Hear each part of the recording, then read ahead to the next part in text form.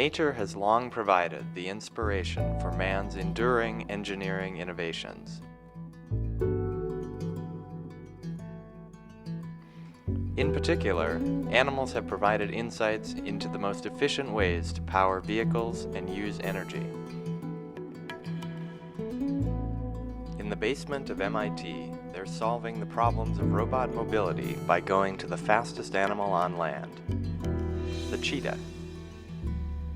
In the biomimetics lab, they use the cheetah as inspiration for a robot they hope will revolutionize energy efficiency and someday human transportation. In the wild, the cheetah can reach running speeds of up to 70 kilometers per hour. In the lab, it's still a work in progress. They need to reverse engineer the cheetah's movements. Leading the charge is Dr. Sang-bae Kim, an award-winning engineer who has developed animal-inspired robots before. So as an engineer trying to understand what's going on in an animal, we take the idea and then we test it in our engineering system. Albert Wang, a graduate researcher in the lab, is enthusiastic about the potential of the prototype. Nothing inspires anyone like a huge robot that can run really fast. The first prototype, dubbed Cheetah 1, has taken a long time to come to fruition. This cheetah has been, I think, a work in progress for about 2 years. We started with building just a single leg. Mimicking a real cheetah's gait using motors and wire was tricky, but the team had an interesting solution to maximize power and increase energy efficiency. The first thing that strikes most people is that the motors are very, very large compared to most other robots. And this allows us to efficiently generate the high torques that are needed for running. In this unit, there are 2 motors that are on the same axis. That's why it's so thick this way. One moves the hip like this, and the other moves the knee. And together, you get a full range of motion like this.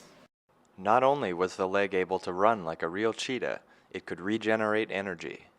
When the leg is doing negative work, when the leg is landing, actually energy is going through the motor and then recharge the battery. And that's just like a hybrid car, we can regenerate when we brake. Makes for an overall efficient robot. But in order to keep that high efficiency, the team also had to build a body flexible enough to respond to the leg's unusual movements. We know that when the cheetah's hind legs move forward, it tends to compress the body. So we've replicated that by not adding an extra motor, but by coupling this spine to the legs. So if these legs are moving apart like this, nothing happens. But if they're moving together forward, you can see the spine bends in a little bit. The first prototype of Cheetah 1 was ready to go. Unfortunately, scientific endeavors do not always go exactly as planned. Of course, we have the trusty stop button in case anything goes wrong.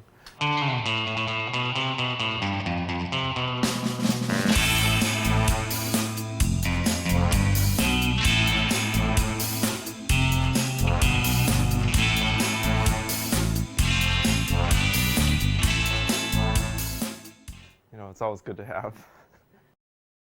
Eventually, they taught Cheetah 1 to trot, but it was still far from real cheetah speeds.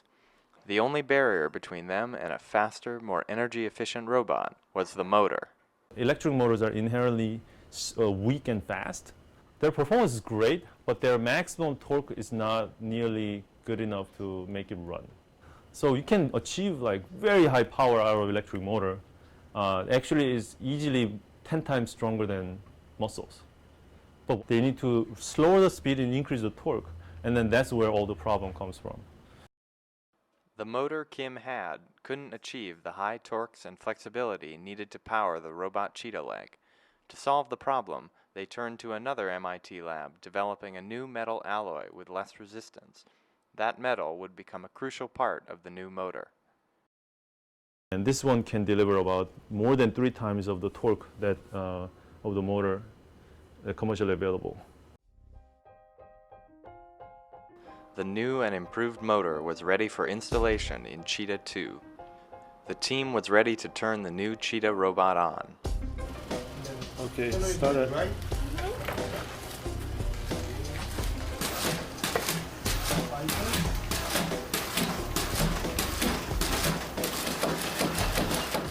And it runs faster every day, ramping up toward real Cheetah speeds.